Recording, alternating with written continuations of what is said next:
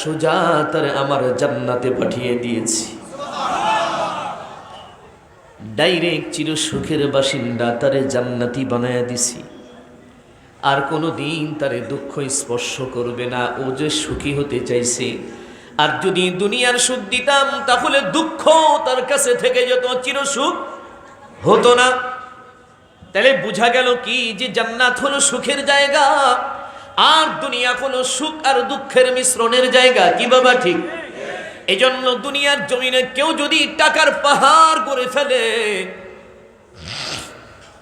সম্পদের পাহাড় বানায় নেয়, আর বাংলার টাকাগুলো চুরি করে করে যদি বেগম পাড়াতে 80 তলা বাড়িও বানায়, সুখ হইব? কথা বলেন, সুখ হইব? যেখানেই তুমি ঘর বানাও না কেন সুখ হবে না, কারণ দুনিয়া সুখের জায়গা না। এই জন্য সরওয়ারে দু আলম নবী সাহাবায়ে কিরামদেরকে নসিহত করতেছেন, এই আমার সাহাবীরা, তোমরা যদি তোমাদের জীবনে উন্নতি করতে চাও, তাহলে টাকার উন্নতি না, ধন সম্পদের উন্নতি না, বাড়ি গাড়ির উন্নতি নয়, স্বাস্থ্যের উন্নতি না, তোমরা যদি উন্নতি করতে চাও তাহলে তোমরা তোমাদের চরিত্রের উন্নতি করে নাও। কিসের উন্নতি? চরিত্রের উন্নতি করো। কারণ তোমার চরিত্র যদি ভালো হয় তো তুমি দো জাহানেই কামিয়াব হবে। আর যদি তোমার চরিত্রটা নষ্ট হয়ে যায়, ওপরে একটা ভিতরে একটা, হয় না এরকম? এটা হলো মুনাফিকি চরিত্র, আছে না নাই? হ্যাঁ, সারা দেশের মানুষ জানে যে তাহাজ্জুদের নামাজ পড়ে, মাথায় পট্টিও থাকে, হাতে তাসবিহ, আবার সকালবেলা কোরআন তেলাওয়াত, কিন্তু বুঝেন না? হ্যাঁ, এটা হলো মানুষকে দেখানোর একটা চরিত্র। কি বাবা ঠিক না? আমাদের দেশে অনেক মানুষ আল্লাহ পাঠিয়েছে, মোনাজাতের ভিতরে কান্নাকাটি করে, এটাও ফেসবুকে ছেড়ে দেয়। নামাজ পড়তেছে, নেতা মসজিদে যায় চালারে রেখা গেছে, একটু ভিডিও করে ফেসবুকে দিয়া দিবি, মানুষ দেখবে আমি বড় নামাজি। এটা নি চরিত্র? এটা ধোঁকাবাজি। এটা কি? এটা হলো চিটিং, এটা হলো বাটপারি। মানুষকে দেখানোর জন্য তুমি ইবাদত করছো।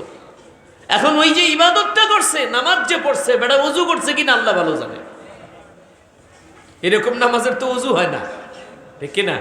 শুধু মানুষ দেখানোর জন্য। আমার জানা মতে আমি দেখেছি বাংলাদেশের সর্বোচ্চ রাজনৈতিক দলের একজন নেতাকে রমজান মাসে নির্বাচনী প্রচারণার জন্য মানুষের কাছে দোয়া নিচ্ছেন আর কি। আমাদের সিরাজগঞ্জের কেন্দ্রীয় যেটা জামি মসজিদ, ওই মসজিদে উনি জোহরের নামাজ পড়লেন। ওনার চেলাপান্ডা যা আছে অগরি নিয়া জোহরের নামাজের পরে নামাজ পড়ে মসজিদ থেকে বের হয়ে চেলাদেরকে উনি বলছেন, যাও, যে যেখানে পারো যে খেয়ে নাও, কারণ সারাদিন তো যেখানে সেখানে খাইতে পারবা না, চাও খাইতে পারবা না, বিস্কুটও খাইতে পারবা না, কারণ রোজার মাস। এই জন্য তোমাদের যেখানে সুবিধা হয় খেয়ে দিয়ে বের হও, আবার টাইম মতো কিন্তু ইফতার পার্টিতে হাজির হইতে হবে। রমজান মাসে নেতা চেলাগরে শিখাইতেছে, নাউজুবিল্লাহ। মসজিদ আসছে শুধুমাত্র মানুষকে দেখানোর জন্য যে আমি আপনাদেরকে ভালোবাসি, আপনাদের রায় প্রত্যাশী। এই জন্য চরিত্র যদি কারো একবার নষ্ট হয়, এটা সহজে আর ফেরানো যায় না। এটা কঠিন একটা বিষয়। সম্পদ হারিয়ে গেলে এটা ফিরে পাওয়া যায়, ঠিক না বাবা? টাকা হারিয়ে গেলে আবার ফেরত পাওয়া যায়, কিন্তু যদি চরিত্র একবার নষ্ট হয় সেটা ফিরিয়ে আনা যায় না। মৃত্যু পর্যন্ত মানুষ মনে রাখে, মানুষ এটা নিয়ে সমালোচনা করে। এজন্য রাসূল আরবি সাল্লাল্লাহু আলাইহি ওয়াসাল্লাম বলেন, সাহাবায়ে কেরামদেরকে বলছেন, তোমরা যদি তোমাদের জীবনে উন্নতি করতে চাও তাহলে একটা জিনিসের উন্নতি করো, ওইটার নাম হলো চরিত্র। যেমন সাহাবায়ে কেরাম রাসূলের চরিত্রে চরিত্রবান হয়ে গিয়েছিলেন। নবীজির সাহাবী যারা ছিলেন তেনাদের ভিতরে অনেকে এমন ছিল যাদের ইসলাম কবুলিয়াতের পূর্বের যেই জিন্দেগি, ও জীবনের ইতিহাস শুনলে তো শরীরের লোম দাঁড়িয়ে যায়, কলিজার পানি শুকায় যায়, এত ভয়ঙ্কর। কিন্তু যখন সরওয়ারে দু আলম নবীর হাতে হাত দিয়া কালেমা পড়ছে, চরিত্রটা এমন ভাবে পরিবর্তন করে ফেলছে, এমন ভাবে পরিবর্তন করেছে যাদের শানে সরওয়ারে দু আলম নিজে ঘোষণা দিয়েছেন আসহাবিকান নুজুম। আমার এক একজন সাহাবী আকাশের এক একটা উজ্জ্বল নক্ষত্রের মতো। সুবহানাল্লাহ বলেন। যেই সাহাবীদের সম্পর্কে আল্লাহ তাআলা পবিত্র কালামে হাকিমে বলেন রাদিয়াল্লাহু আনহুম ওয়া রাদু আনহু, এক দুদিনের জন্য নয়, 2-1 বছরের জন্য নয়, 2-1 হাজার বছরের জন্য নয়, রব্বে কারীম ঘোষণা দিয়েছেন আমি রাসূলের সাহাবীদের উপরে চিরস্থায়ীভাবে রাজি হয়ে গেলাম। চিরদিনের জন্য রাজি আল্লাহ প্রকাশ করেছেন। রাজি হয়ে গেছেন কখন? যখন সাহাবীদের চরিত্র আল্লাহ তাআলার পছন্দের চরিত্র হয়ে গেছে। সুবহানাল্লাহ। সমগ্র সাহাবীদের ভিতরে অন্যতম হলেন একজন, তিনি হলেন সাইয়্যিদুনা ওমর রাদিয়াল্লাহু তাআলা আনহু। ইসলামের পূর্বে উনি যখন ইসলাম গ্রহণ করেন নাই, ওই মুহূর্তে তেনার জিন্দেগি কেমন ছিল এটা আমরা সকলেই জানি। মুহাম্মদ আরবি সাল্লাল্লাহু আলাইহি ওয়াসাল্লামের মাথাটা কেটে ফেলার জন্য তিনি কিন্তু আগমন করেছিলেন, ঠিক কিনা? কিন্তু আল্লাহ পাক রব্বুল আলামিনের পবিত্র কালামে হাকিমের তেলাওয়াত যখন ওনার কানে ঢুকছে, আর সরওয়ারে দু আলম নবীর চেহারাটা যখন দেখছে, তার সিনার ভিতরে আল্লাহ তাআলা হেদায়েতের আলো জ্বালাইয়া দিছে। নবীজির হাতে হাত রেখা কালেমা পড়ে মুসলমান হয়ে গেছে। বাবা, এমন মুসলমান যার শানে সরওয়ারে দু আলম নবী বলেন قال النبي صلى الله عليه وسلم لو كان بعدي نبي لكان عمر। আল্লাহর নবী বলেন আমার পরে কোনো নবী নাই, যদি নবুয়তের দরজা খোলা থাকতো তাহলে আল্লাহ তাআলা ওমরকেই নবী বানিয়ে পাঠাইয়া দিত। কারণ নবী হওয়ার মতো সমস্ত যোগ্যতা, সমস্ত গুণাবলী সাইয়্যিদুনা ওমরের ভিতরে বিদ্যমান ছিল। আল্লাহু আকবার বলেন, আরো জোরে আওয়াজ দিয়ে বলেন আল্লাহু আকবার। শুধু তাই না, সাইয়্যিদুনা ওমর এমন একজন মানুষ, শরীয়ত ইসলামের ব্যাপারে ওনার সিদ্ধান্ত যখন আসছে, উনি যখন সিদ্ধান্ত শুনিয়ে দিয়েছেন, আল্লাহ তাআলা পছন্দ করে ফেলছেন, ওনার জবানের সিদ্ধান্তের উপরে রব্বে কারীম পবিত্র কালামে হাকিমের ভেতরে 21টা জায়গায় কোরআনের আয়াত নাজিল করেছেন। 21টা জায়গায় কোরআনের আয়াত নাজিল করা হয়েছে ওনার সিদ্ধান্তের উপরে। আল্লাহ কবুল করছেন। এটা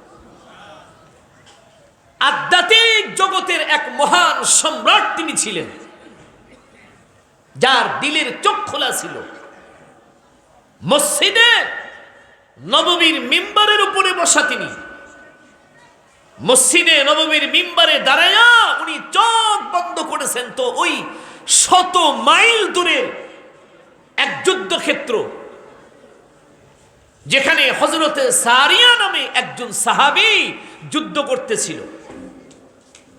হযরত ওমর মসজিদে নববীর থেকে ফলো করেছেন, তো দেখে পেছনের পাহাড়ের উপরে শত্রু বাহিনী গোপনে তার উপরে হামলা চালাইতেছে। হযরত ওমর ওই মসজিদের মিম্বার থেকে ডাক দিছে, ইয়া সারিয়া আল জাবাল, ওইদিকে তাকাও। 100 মাইল দূর থেকে কিন্তু আওয়াজ ওইখানে যাবে না।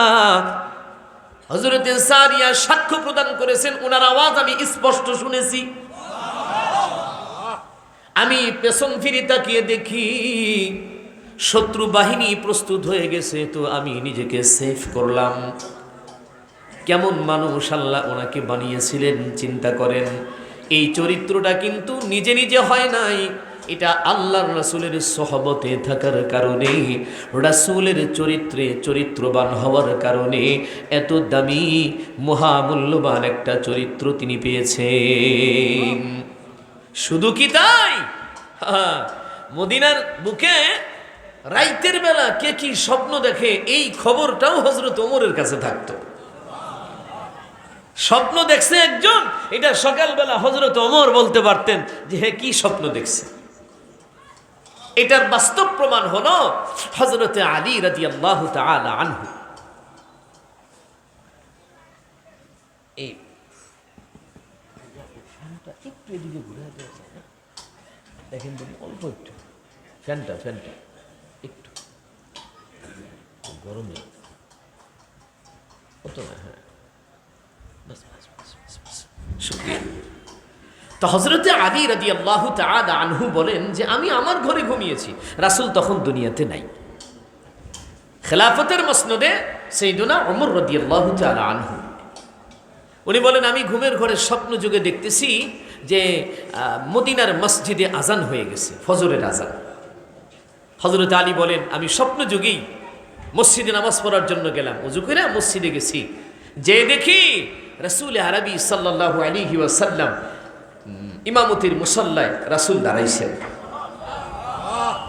হযরত আলী বলেন আমি বড় খুশি হয়ে গেলাম, বহুদিন পরে আমার রাসূলকে পাইলাম, তাও আবার সৌভাগ্য যে নবীজির পেছনে নামাজ পড়তে পারবো। রাসূলের পেছনে ফজরের নামাজটা আদায় করে ফেললাম। নবীজি পেছন থেকে ঘুরে বসে তাসবিহ তাহলিল করতেছিলেন। ঠিক এমনি মুহূর্তে একজন বুড়িমা মসজিদের গেটের সামনে এক ঝুড়ি পাকা খেজুর নিয়ে আসছেন রাসূল আরবিকে দেওয়ার জন্য। এটা হলো হাদিয়া। সাহাবীরা নিয়ে পয়গম্বরের হাতে জমা দিলে পয়গম্বর দাঁড়িয়ে সমস্ত সাহাবীদেরকে দাঁড় করালেন লাইন করে, একটা একটা করে খেজুর সমস্ত সাহাবীদের হাতে দিলেন। হযরত আলী বলেন আমিও একটা খেজুর পেলাম নবীজির হাত থেকে, খেজুরটা মুখে দিলাম, এত মিষ্টি, এত সুগন্ধি, এত সুস্বাদু খেজুর আর জীবনেও কখনো আমি খাই নাই। একটা খায়া তো আর তৃপ্তি হয় না। হযরত আলী বলেন আমি আর একটা খেজুরের জন্য পয়গম্বরের কাছে একটু দাবি জানাইলাম, ওগো আল্লাহর রাসূল, ঝুড়ির মধ্যে তো এখনো অনেকগুলো খেজুর রয়েছে, দয়া করে কি আর একটা খেজুর আমাকে দেয়া যায় না? সরওয়ারে দু আলম নবী বললেন না আলী, দেওয়া যাবে না, তুমি একটা খেয়েছো এটাতেই সন্তুষ্ট থাকো, আর একটা তোমাকে দিতে পারবো না। হযরত আলী বলেন আমার ঘুম ভেঙে গেল। ঘুম ভাঙ্গার পরে দেখি আমার মুখের ভেতরে রাসূলের দেওয়া খেজুরের দানাটা এখনো রয়েছে। বলবেন হুজুর এটা একটু বেশি বলে ফেললেন নাকি আপনি, যে খেজুর খাইছে স্বপ্নে এটার আবার বেশি হয় নাকি? আরে ভাই বুঝতে হবে যে স্বপ্ন যোগে খেজুরটা কে দিয়েছে এটা তো দেখবেন। এই রাসূলের স্বপ্ন কখনো মিথ্যা হয় নাকি? অনেক স্বপ্ন মিথ্যা হয়, কিন্তু যদি কেউ দেখে যে মদিনার কামলিওয়ালা নবীকে দেখছে তো ওইটা বাস্তবেই দেখছে, ওইখানে শয়তানের কোনো হাত নাই, সত্যই সেই নবীকে দেখছে। আর নবীকে যদি সত্য দেখে থাকে, সরকারে দু আলম নবী যদি একটা খেজুর দিয়ে থাকে তো ওইটা কি বাস্তব হতে পারে না?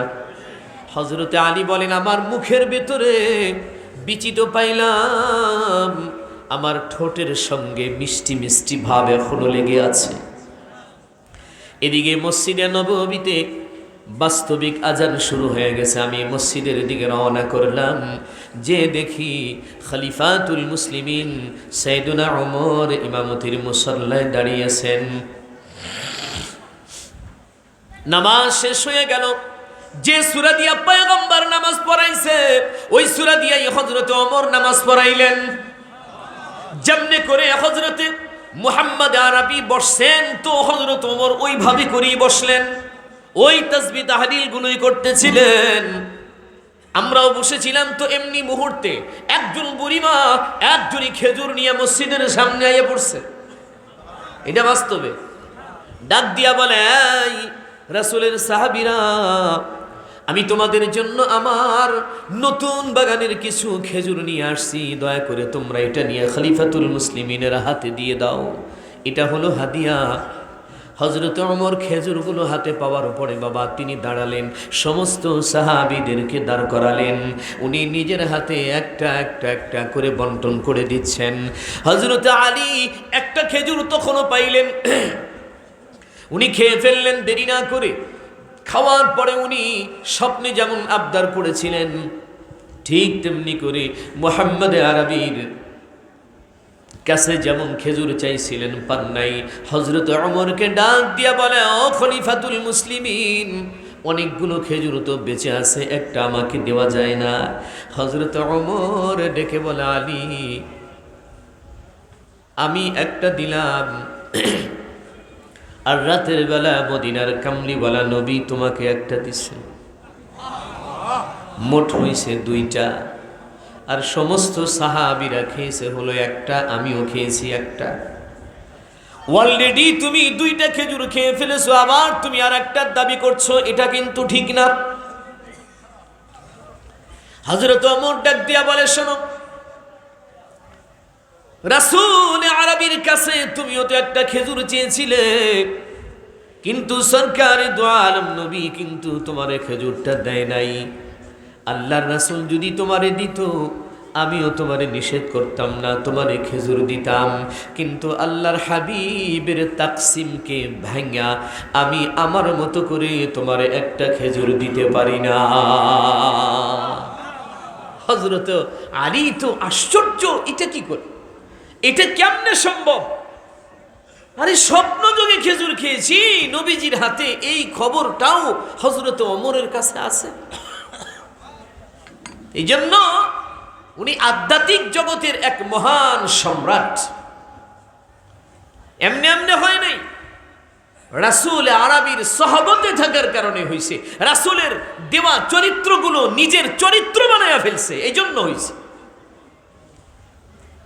নবী আলাইহিস সালাম সাহাবায়ে কিরামদেরকে বলেন, তোমরা বিশেষ করে চারটা চরিত্রকে আঁকড়াইয়া ধরবা।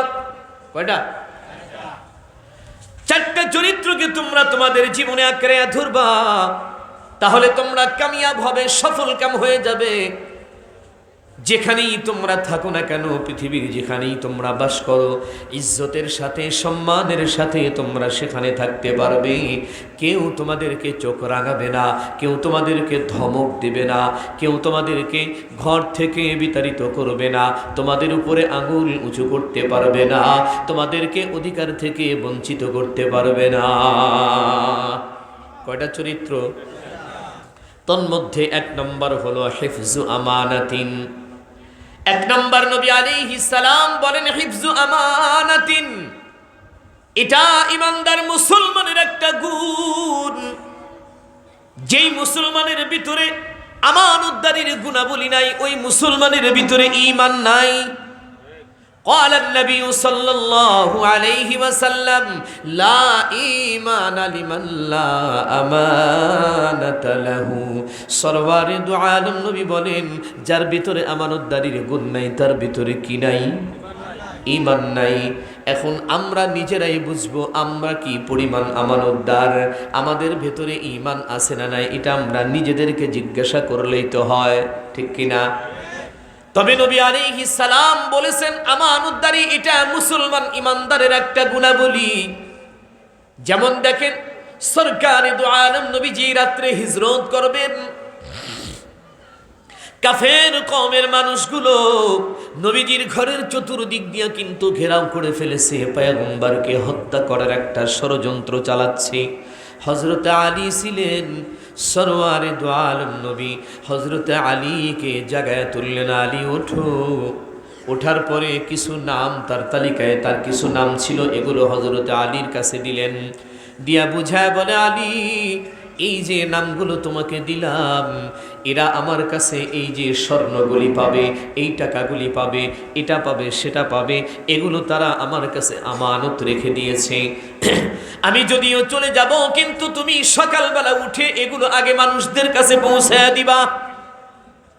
হযরত আলী উনি বলেন, আমার জীবনের শ্রেষ্ঠ রাত্রি হলো ওই রাত্রি, কারণ অন্য অন্য রাত্রিতে আমি ঘুমাইতে পারি না, অনেক সময় ঘুম হয়, অনেক সময় হয় না, চিন্তাযুক্ত থাকি।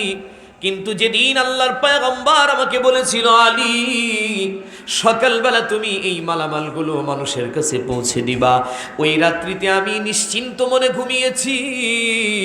কেন নিশ্চিন্ত মনে ঘুমাইলাম? কারণ আমার বিশ্বাস হয়ে গেছে, নবী যখন বলছে সকালবেলা মালগুলো মানুষকে দিয়ে দেব আমি, তার মানে কাফেররা যতই আসুক না কেন আমার এক বিন্দু পরিমাণ কোনো ক্ষতি করতে পারবে না। নিশ্চিন্ত ছিলাম, কারণ নবী যে বলছে যে আমি সকালে মাল মানুষের বাড়িতে পৌঁছাবো, তার মানে আমারে মারবে না, আমার কিচ্ছু হবে না। তো বিষয়টা হলো, সরকার দু আলম নবীকে যারা মারার জন্য আসছে এরা কিন্তু শত্রু, ঠিক না? শত্রুদের মাল কিন্তু নবীজির কাছে গচ্ছিত, সেগুলো তিনি ফিরায় দিয়া হিজরত করতেছেন। আমানত এটা এমন একটা বিষয়, কোনোভাবেই আমানতের খেয়ানত করা যাবে না। কিন্তু এই কথাটা আমরা বাংলার মুসলমানেরা বুঝে উঠতে পারলাম না। যেখান থেকে আসুক, যেভাবেই আসুক না কেন, ওটা আমি নিজের মনে করে খেয়ে ফেলি, ঠিক না বাবা? আমানতের কোনো হিফাজত আমাদের কাছে নাই, যে কারণে আমাদের জীবনে এত অবনতি।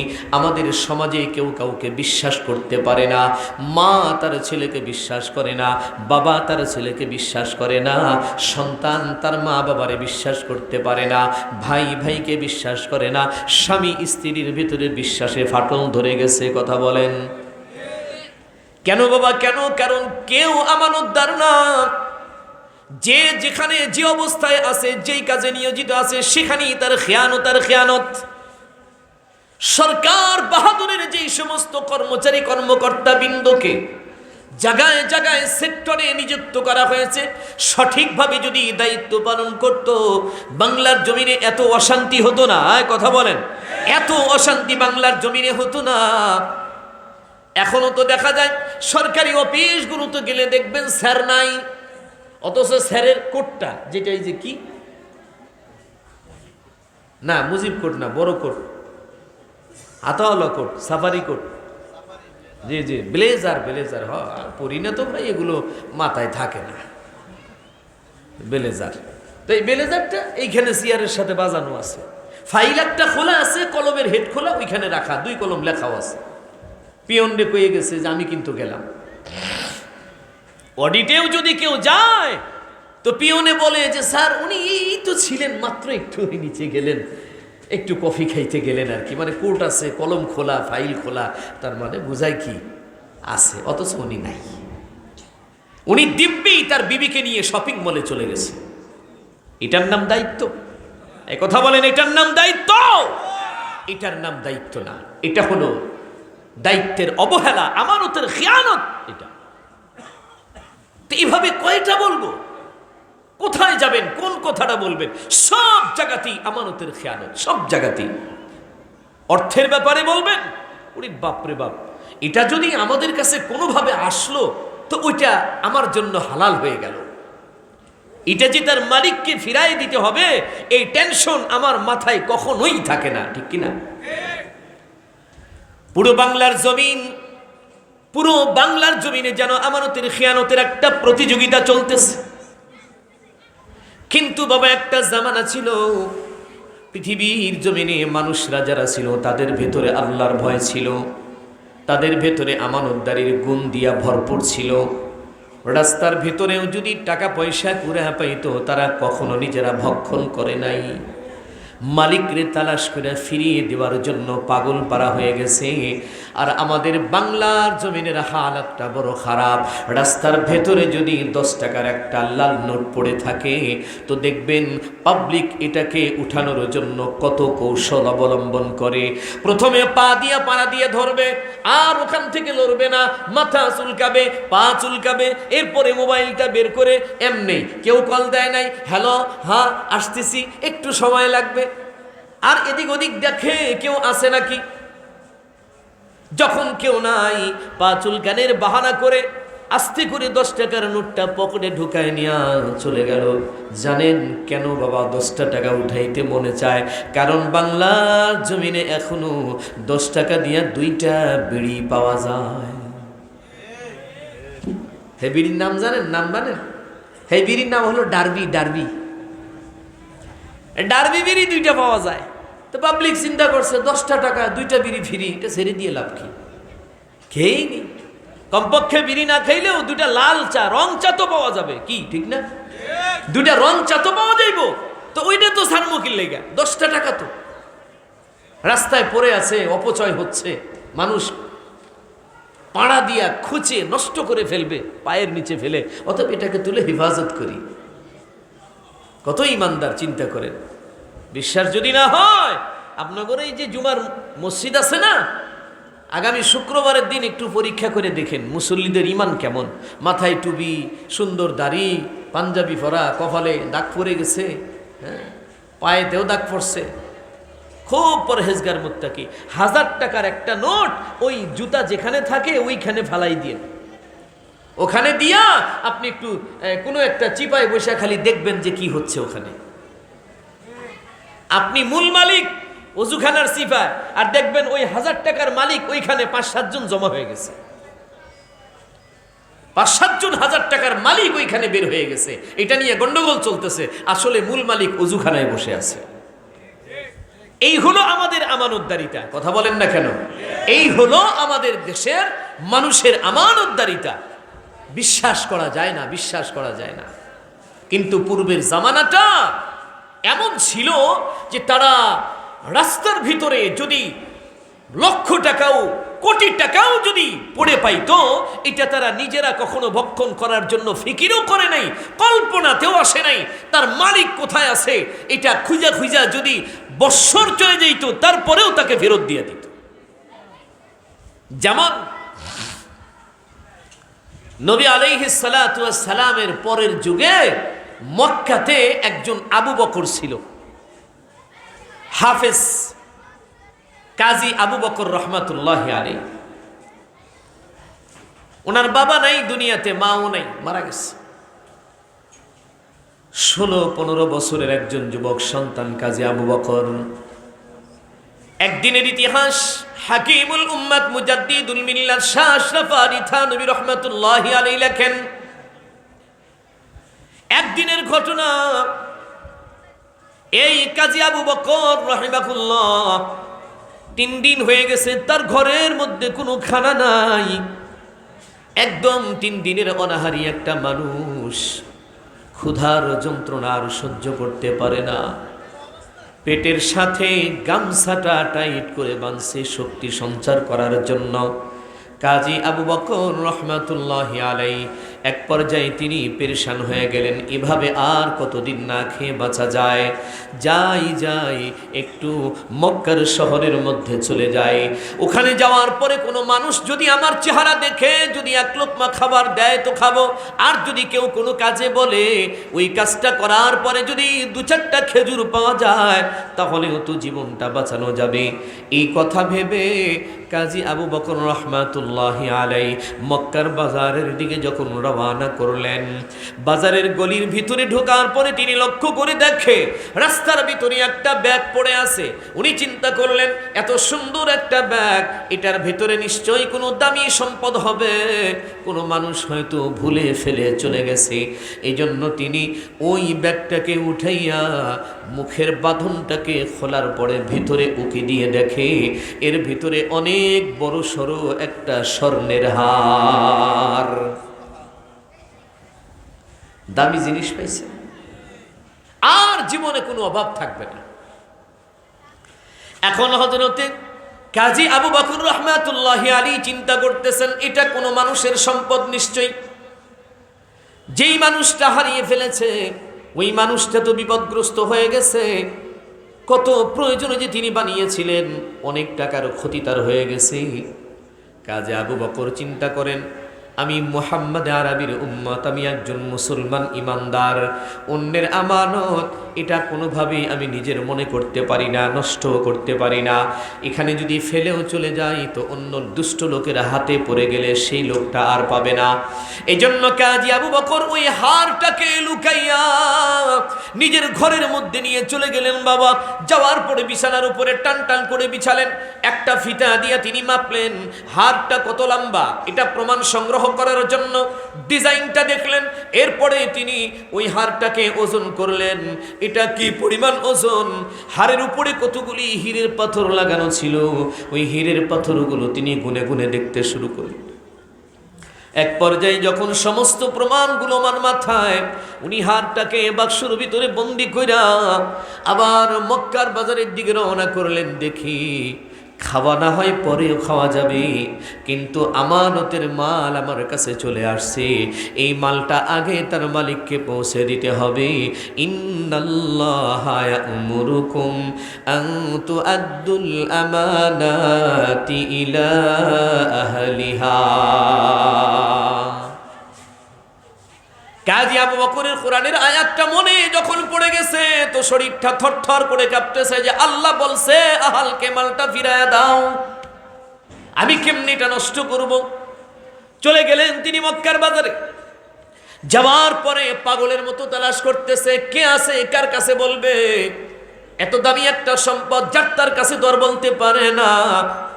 এক পর্যায়ে তিনি লক্ষ্য করে দেখে যে মক্কার বাজারে এক সাইডে একটা উঁচু মাটির টিলা, ওই টিলার উপরে একজন বৃদ্ধ মানুষ দাঁড়িয়েছে। ডেকে ডেকে বলতেছে, এই মক্কার যুবকেরা শোনো, তোমাদের এই মক্কার বাজারে আমার একটা হার হারিয়ে গেছে, স্বর্ণের তৈরি হার, যেই হারটার উপরে হীরের পাথর দিয়ে খচিত করা আছে। অনেক দামি হার এটা বাবা, এটা আমার অনেক প্রয়োজনীয় সম্পদ। এই জন্য আমি তোমাদেরকে বলবো, যদি কোনো যুবক পেয়ে থাকো, কেউ যদি পেয়ে থাকো, তাহলে মনে রাখবা মদিনার কামলিওয়ালা নবী সরওয়ারে দু আলম মুহাম্মদ আরবি সাল্লাল্লাহু আলাইহি ওয়াসাল্লাম বলে গেছেন, রাস্তায় কুড়িয়ে পাওয়া সম্পদ কিন্তু তোমাদের জন্য হারাম। ঘুরে দেব, রাস্তায় কুড়িয়ে পাওয়া সম্পদ কিন্তু এটা তোমাদের জন্য হারাম। এই জন্য অনুরোধ করে বলি, খবরদার খবরদার, হারটাকে কেউ হজম করার চিন্তা করো না, এটাকে মেরে দিও না, এটা আমার অনেক প্রয়োজনীয় সম্পদ। এই বৃদ্ধ বাবা ব্যাগের ভিতর থেকে আরেকটা লাল কালারের প্যাকেটটা বের করে ফেলছে, এইভাবে ঝুলিয়ে ঝুলিয়ে ধরে যুবকদেরকে দেখায় আর ডাক দিয়া বলে, এই মক্কার যুবকেরা দেখো, আমার এই ব্যাগটার ভিতরে 500 স্বর্ণ মুদ্রা, যদি কোনো যুবক আমাকে হারটা ফিরিয়ে দাও, আমি ঘোষণা দিলাম এই 500 স্বর্ণ মুদ্রা আমি তোমাদেরকে পুরস্কৃত করব, এটা হবে তোমাদের জন্য হালাল। যখন এই কথাটা বলে শেষ করেছে, কাজী আবু বকর রাহমাতুল্লাহি আলাইহি বুঝতে পারলেন নিশ্চয়ই এই মুরব্বী, উনি হয়তো হারটা হারিয়ে ফেলেছে। পিছন দিক দিয়া গিয়া মুরব্বীর পেছনে আস্তে আস্তে করে টোকা দিয়ে ডাকতেছেন। মুরব্বী পেছন ফিরে তাকিয়ে দেখে এক ভগ্ন চেহারার অধিকারী, জীর্ণ শীর্ণ চেহারার অধিকারী এক যুবক, বড় কাঙালির মতো চেহারা। ডাক দিয়া বলে, বাবা কি বলতে চাও তুমি? বলে, এখানে না, আপনি যদি পারেন কষ্ট করে একটু আমাকে ফলো করুন, আমার বাড়ি পর্যন্ত আসতে হবে। মুরব্বী ফলো করে চলে গেলেন। বাড়ির ভেতরে ঢুকে ঘরের দরজা বন্ধ করে দিয়া কাজী আবু বকর ডাক দিয়া বলে, বাবা আপনার কি যেন হারিয়েছে বললেন, ভালো করে বলেন, আমি বুঝতে পারি নাই। বুড়া মিয়া বলে, আমার হার হারিয়ে গেছে, হীরের পাথর লাগানো আছে ওর সঙ্গে, অনেক দামি হার। কাজী আবু বকর বলে, হারটা কতটুকু লম্বা বলেন, প্রমাণ, হ্যাঁ এতটুকু লম্বা, হ্যাঁ মিলে গেছে। এবার বলে, হারটার ওজন কতটুকু একটু বলুন, এটাও বললেন, মিলে গেল। কাজী আবু বকর বলে, হীরের পাথর কয়টা লাগানো আছে এটা বলেন। উনি গুনে গুনে বলে দিলেন, আমার হাড়ের উপরে এত পিস হীরের পাথর লাগানো আছে।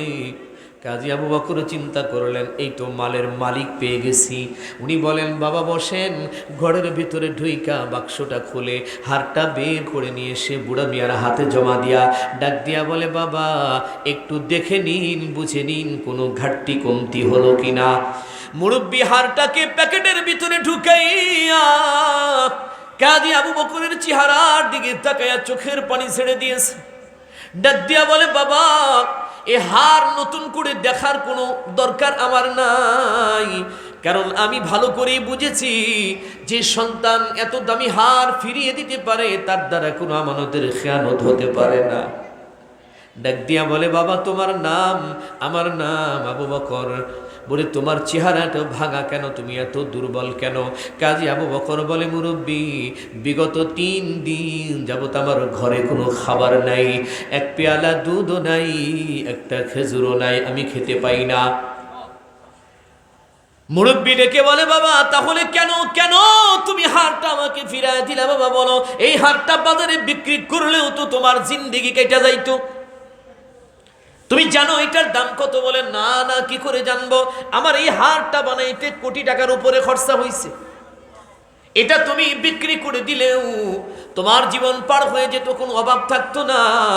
কাজী আবু বকর ডাক দিয়া বলে, বাবা ইন্নাল্লাহা ইয়া'মুরুকুম আন তুআদ্দুল আমানাতি ইলা আহলিহা।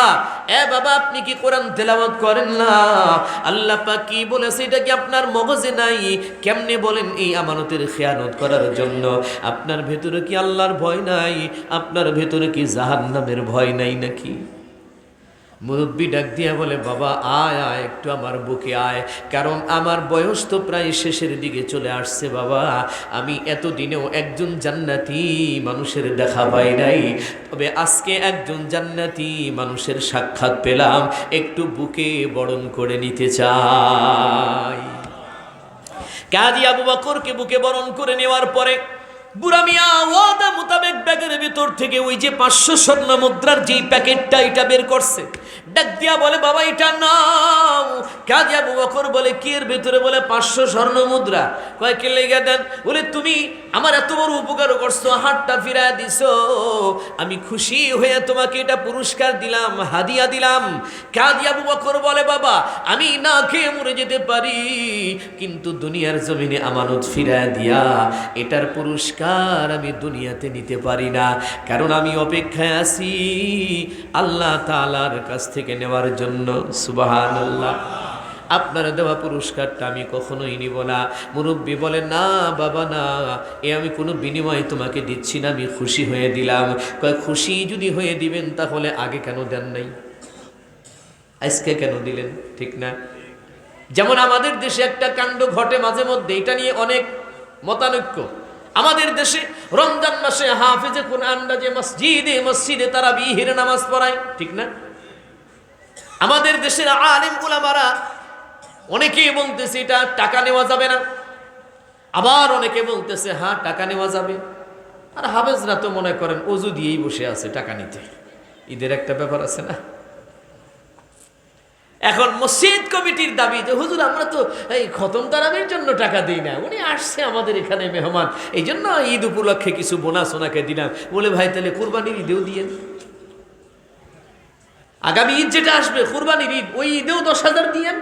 তখন তো দেন না, সারা বছর কিতাব কেনার টাকা পাই না, বোর্ডিংয়ে টাকা দেওয়ার টাকা নাই, আর রমজান মাসে আসলে আপনি আমার টাকা দেন। কারণটা কি? মূল উদ্দেশ্য ওইটাই, কথা বলেন, মূল উদ্দেশ্য ওইটাই যে তুমি খতম পড়াইছো এই জন্য তোমারে টাকা দিই। যতই ঘুরাইয়া ফিরাই নিয়ে আসেন, টার্গেট কিন্তু ওখানেই, কথা বলেন। কাজী আবু বকর বলে, বাবা আপনি আমারে যতই বুঝান আমি বুঝি না, আমার টার্গেট ওইটাই যে আপনি আমানত ফিরিয়ে পেয়েছেন, এই জন্য আপনি আমারে টাকা দিতেছেন। মুরব্বী খুশি হয়ে গেছে। কাজী আবু বকরকে বুকের সাথে জড়ায় নিয়ে আদর করে বলে, বাবা আমারটা না নিলেও আমি দোয়া করে যাই, আল্লাহ পাক রব্বুল আলামিন এই পৃথিবীর জমিনে তোমাকে পুরস্কৃত করবে ইনশাআল্লাহ। বুড়া মিয়া চলে গেছে। হাকিমুল উম্মাত মুজাদ্দিদুল মিল্লাত শাহ আশরাফ আলী থানভী রহমাতুল্লাহি আলাইহি লেখে, ঘটনা এখানে এটা এক পার্ট, এটা ঘটে গেল। এই ঘটনার ঠিক 12 বছর পরে আবার নতুন করে এই বুড়ার সাথে সম্পৃক্ত হয়েছে। কাজী আবু বকরের বয়স যখন 26-27, অভাব পিছু ছাড়ে না। কাজী আবু বকর কাজের সন্ধানে অনেক মানুষদেরকে সাথে করে নিয়া নিজের এলাকা ছেড়ে অন্য কোনো দেশে চলে যাইতেছিল, কিন্তু নৌকা যোগে, ট্রলার যোগে যাইতেছিল। নদী পথে যাত্রা, বহুদূর যাওয়ার পরে হঠাৎ করে তুফান ঝড় শুরু হয়ে গেছে। এমন ঝড় আসছে যে নৌকা ভাঙা টুকরা টুকরা হয়ে নদীতে তলিয়ে গেছে, সমস্ত মানুষগুলি মরে গেছে। কিন্তু কাজী আবু বকরকে আল্লাহ তাআলা এক টুকরা কাঠের উপরে করে নিয়ে বাবা ওই যে ইয়ামান দেশের একটা বালুচর, ওইখানে আল্লাহ ওরে ভাষায় রাখছে, কাদেরে কুদরত দারি হরচে খাহিয়া কুনি, কাদেরে কুদরত দারি হরচে খাহিয়া কুনি, মুর্দারা তু জিন্দা বখশি জিন্দারা বেজা কুনি। আল্লাহ যদি কাউকে বাঁচাইতে চায়, সারা পৃথিবীর মানুষ যদি সমস্ত ব্যবস্থা গ্রহণ করে, তারা কিন্তু মারতে পারবে না। আর আল্লাহ তাআলা যদি কাউকে মেরে ফেলতে চায়, দুনিয়া থেকে উঠায় নেয়, আর সারা পৃথিবীর মানুষ যদি তার পা টেনে ধরে রাখে, সে কি রাখতে পারবো? হ্যাঁ, কাজী আবু বকরকে আল্লাহ বাঁচা রাখছে, মরুভূমির চরের উপরে আল্লাহ নিয়ে রেখে দিস। জ্ঞান ফিরে আসছে, বেহুশ অজ্ঞান ছিল, হুঁশ ফিরে এসছে। হুঁশ ফেরার পরে তিনি লাফিয়ে দাঁড়িয়ে গেলেন, চিন্তা করতেছেন এটা কোন জায়গা, চিনি না, মানুষজন দেখা যায় না। নদীর দিকে দৌড় দিছে, তো যায় দেখে শুধু পোটলা পাটলি ভাসে, কিচ্ছু নাই, সব মরে গেছে। দুই এক টুকরা কাঠ, এছাড়া কিছুই নাই। কাজী আবু বকর চিন্তায় পড়ে গেলেন, মক্কা কোন দিকে তাও জানি না, এখন কোথায় যাব। কাজী আবু বকর তাকায় দেখে বহুদূর একটা মসজিদের মিনার দেখা যায়। কাজী আবু বকর সেদিকে দৌড় শুরু করলেন, যে দেখে সুন্দর একটা মসজিদ আছে, মসজিদের সামনে কুয়া, ওখানে পানিরও ব্যবস্থা আছে। তিনি ওযু করলেন, সমস্ত সাথীগুলো কবরে চলে গেছে, আল্লাহ তাআলা তিনারে বাঁচিয়ে রাখছেন। এ কারণেই তিনি সালাত ও শুকরের 2 রাকাত নামাজ আদায় করলেন আল্লাহ তাআলার কদমে সেজদা দিয়া। এরপরে ওখানে বসে বসে তিনি হাফিজে কোরআন, মানুষ তো কোরআন তেলাওয়াত শুরু করে দিলেন। চিল্লায়া চিল্লায়া কোরআন তেলাওয়াত করতেছেন। এক পর্যায়ে নামাজের সময় যখন হইছে, মহল্লার 2-1 জন আইছে মসজিদে, দূর মহল্লা থেকে। এখন আইসা দেখে যে হাফিজে কোরআন মসজিদের বারান্দায় বসে বসে আল্লাহর কোরআন তেলাওয়াত করে। চেহারাটা বড় সুন্দর, এরপরে কণ্ঠটাও বড় সুন্দর, তেলাওয়াত বড় চমৎকার। মানুষ ভিড় জমে গেছে তেলাওয়াত শোনার জন্য। এদিকে আজান হয়ে যাচ্ছে। একজন মুরব্বী ডাক দিয়া বলে, এই ছেলে, বাড়ি কই, কোথা থেকে আসছো, আগে তো তোমারে কখনো দেখি নাই। কাজী আবু বকর সমস্ত ঘটনা যখন খুলে বলছে, মুরব্বী ডাক দিয়া বলে, বাবা শুকর আদায় করো, আলহামদুলিল্লাহ করো।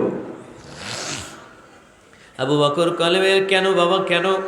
ভাই তুমি জানো না তোমার সমস্ত সঙ্গীগুলো মরে গেছে পানিতে ডুবে, তোমাকে আল্লাহ কেন বাঁচিয়ে রেখেছে তা কি তুমি জানো না? এই যে দেখো আমাদের মসজিদ, এই মসজিদের যিনি সুযোগ্য ইমাম ছিলেন, উনি গত 3 মাস আগে দুনিয়া থেকে বিদায় গ্রহণ করেছেন। এরপরে আমরা আর কোনো ইমাম পাই না।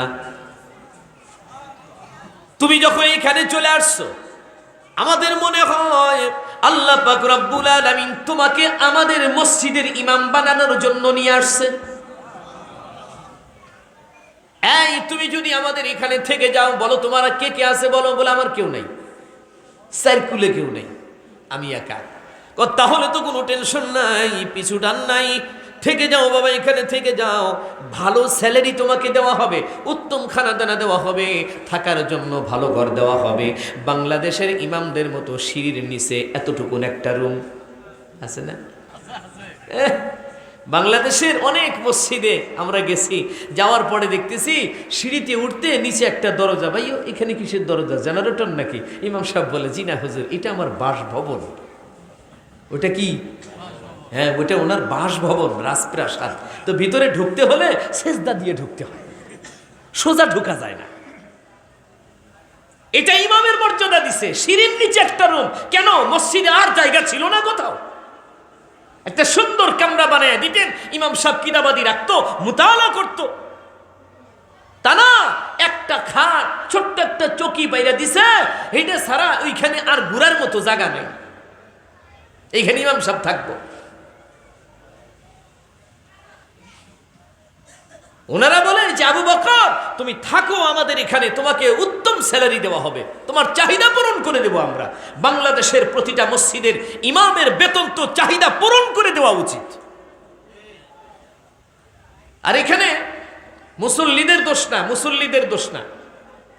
আমাদের দেশে কিছু কারবার হয় যেগুলো খুব বিরক্তিকর।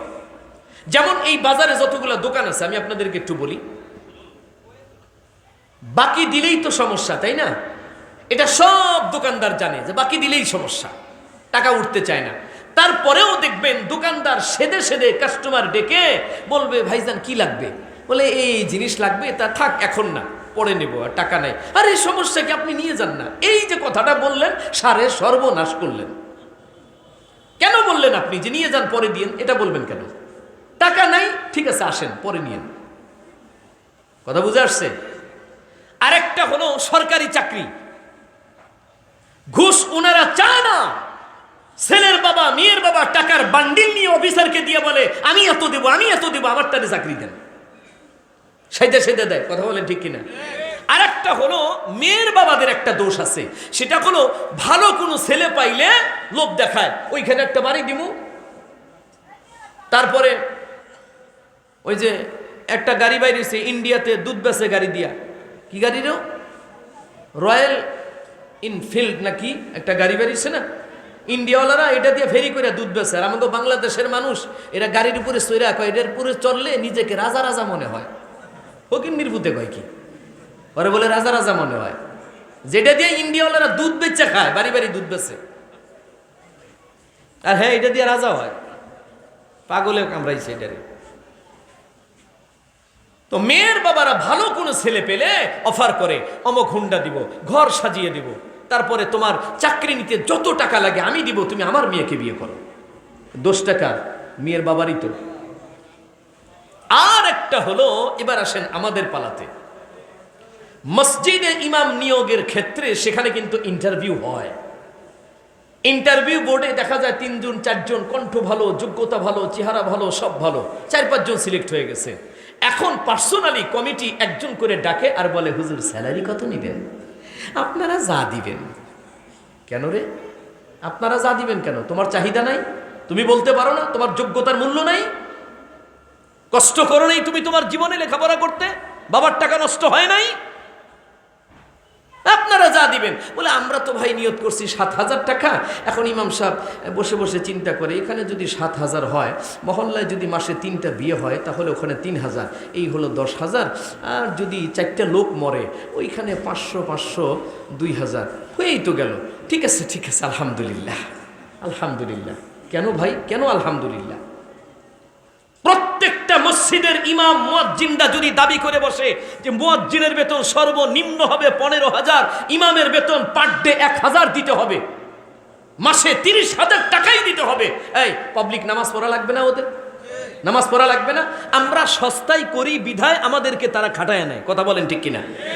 সস্তায় করি বিধায় আমাদেরকে খাটায়। আমরা যদি বয়কট করি, আমরা যদি শক্ত হই, চিন্তা হলো আমি যদি চাকরিটা না নেই আরেকজন নিয়ে নিবে। কেন আরেকজন নেবে? আমরা সবাই যদি এক হই যে না, এই স্বল্প বেতনে আমি করব না, আমার আরেক ভাই করুক, বেশি বেতনে করুক।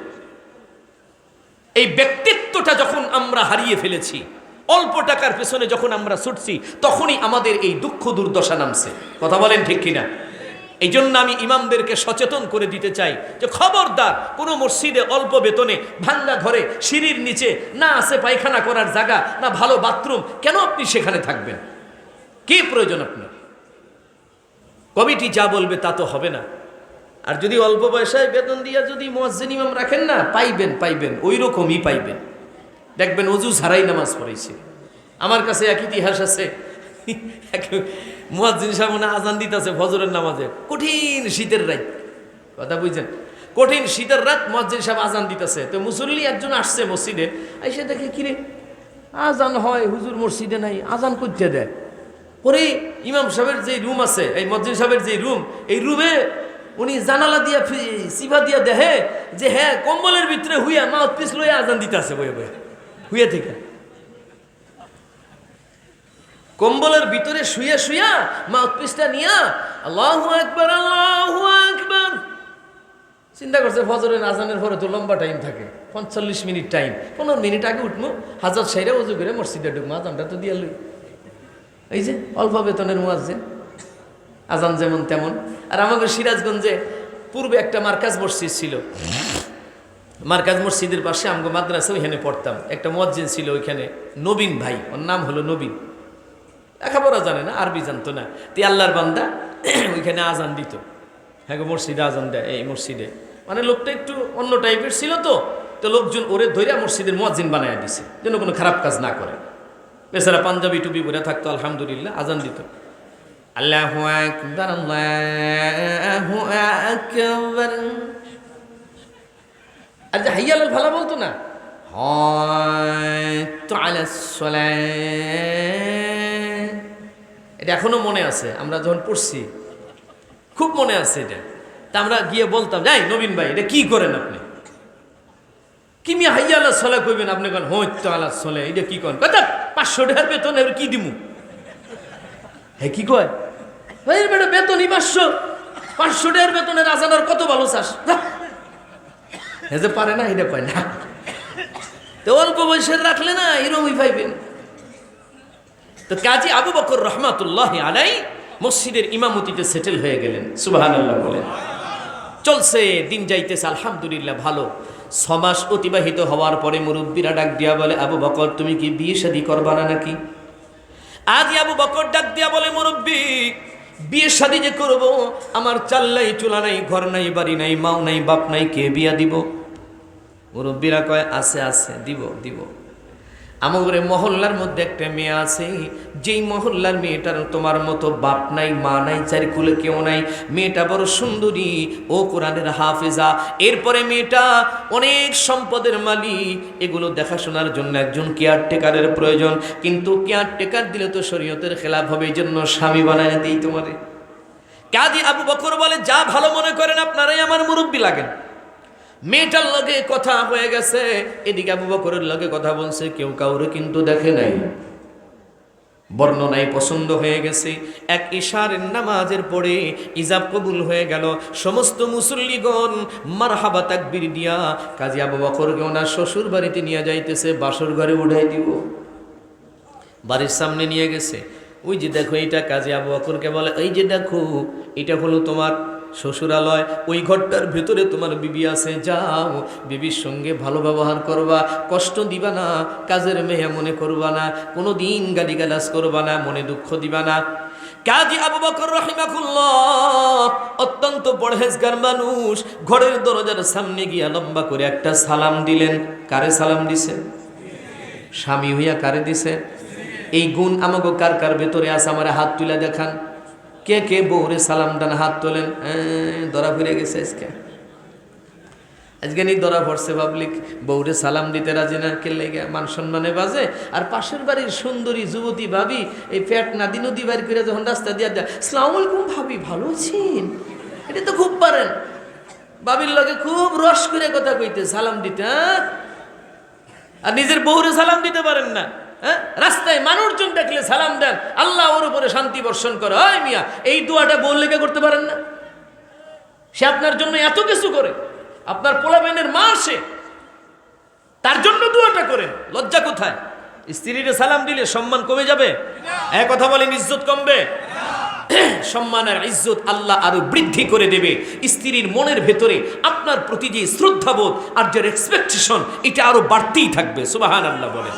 বেশি না, আপনি 2 থেকে 3 দিন সালাম দেন, 4 দিনের দিন আপনার আর দিতে হইব না। গেট খোলার আগে বউ দেখবেন ভিতর থেকে কইছে, আসসালামু আলাইকুম গো, আইছো নি? লজ্জা তারও ফেলাই যাব, হ্যাঁ আপনারে সালাম দিব। এই জন্য এই শিক্ষাটা নিয়ে নেন, ইনশাআল্লাহ বলেন ইনশাআল্লাহ। বাড়িতে গিয়ে সবাই সালাম দিবেন তো ইনশাআল্লাহ। আজকে থেকেই শুরু।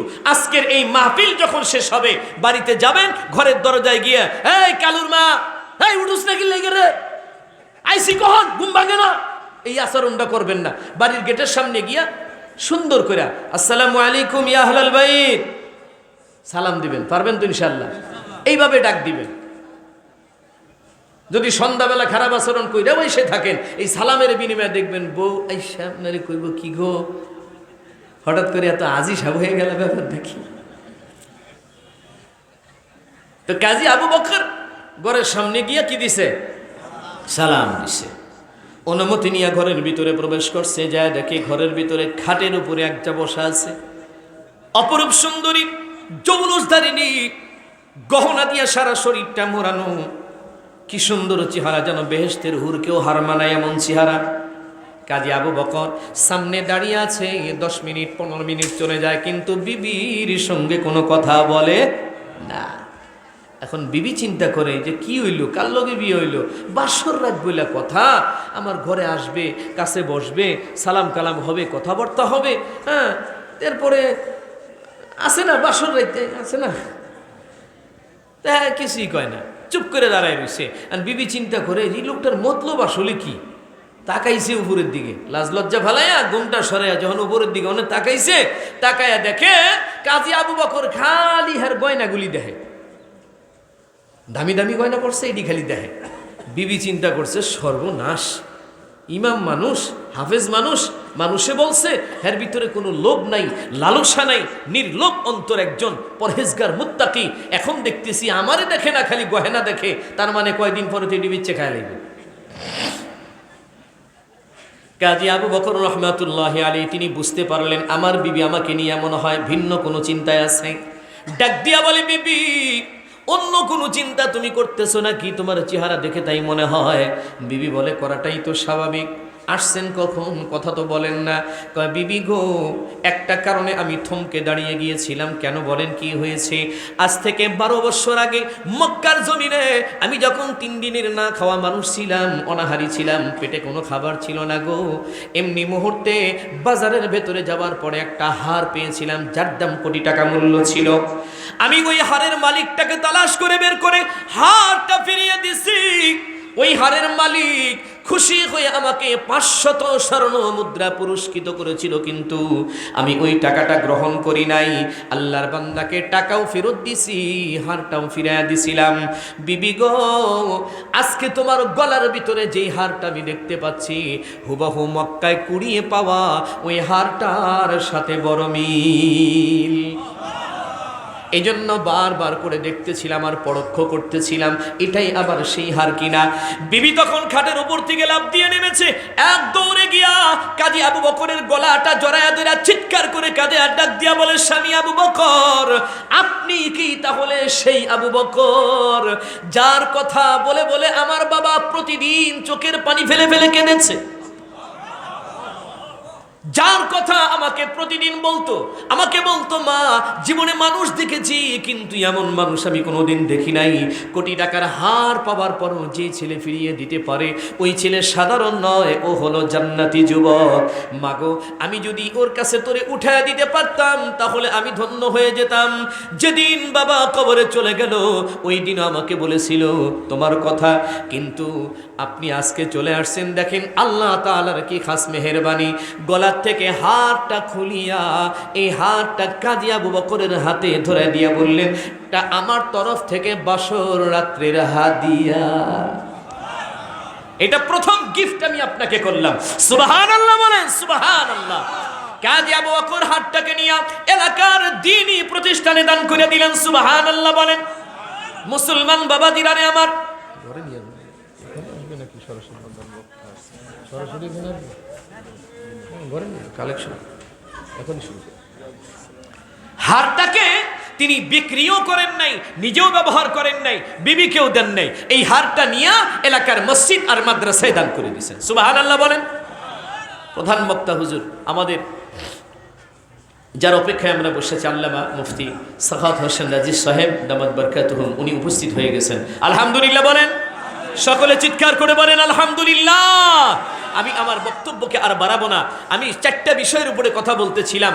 1 নম্বর হলো হিফজু আমানাতিন, 2 নম্বর ওয়াসিদকু হাদিসিন, 3 নাম্বার হলো ওয়া হুসনু খালিকাতিন, আর 4 নাম্বার হলো ওয়া ইফাতু ফি তুমাতিন। এই যে 4টা বিষয় আপনারা বলেন, একটাই বলি, এই আমানতের বিষয়টা যেটা বললাম, primary, high school, college, university, বাংলাদেশে এমন কোনো শিক্ষা প্রতিষ্ঠান আছে যেখানে আমানতের কোনো চ্যাপ্টার আছে? এই বাবার, আপনারা অন্য মনোযোগী হয়ে গেছেন, এটা ভালো দেখায় না। উনি এখনই আসবেন না, ওনার দেরি আছে, উনি উপরে যাবেন, একটু রেস্ট করবেন, তারপরে একটু অপেক্ষা, একটু সময় লাগবে। এই জন্য আমার দিকে ফলো করেন। বাংলাদেশে কোনো শিক্ষা প্রতিষ্ঠান নেই যেখানে আমানত নামের কোনো চ্যাপ্টার শেখানো হয়, আছে কি? একমাত্র দ্বীনি মাদ্রাসা দেওবন্দি সিলসিলার যেগুলো এখানেই শেখানো হয়, এছাড়া অন্য কোথাও শেখানো হয় না। তা আপনারা কি চান এই মাদ্রাসাগুলো বন্ধ হয়ে যাক? এই কথা বলেন, চান এটা বন্ধ হয়ে যাক? বাংলাদেশের কিছু মানুষ তো চায় যে কোরআনী প্রতিষ্ঠান, কোরআনী মাদ্রাসা তথা আলেম উলামা এবং কোরআন, এগুলো সব যেন বাংলার জমিন থেকে নিশ্চিহ্ন হয়ে যায়। হতে হতে হতে হতে ওরাই নিশ্চিহ্ন হয়ে গেছে, ওরাই নিশ্চিহ্ন হয়ে গেছে। কথা বলেন, কথা বলেন। এই জন্য বাবা, কোরআন থাকবে, কোরআনী মাদ্রাসা থাকবে, আলেম উলামা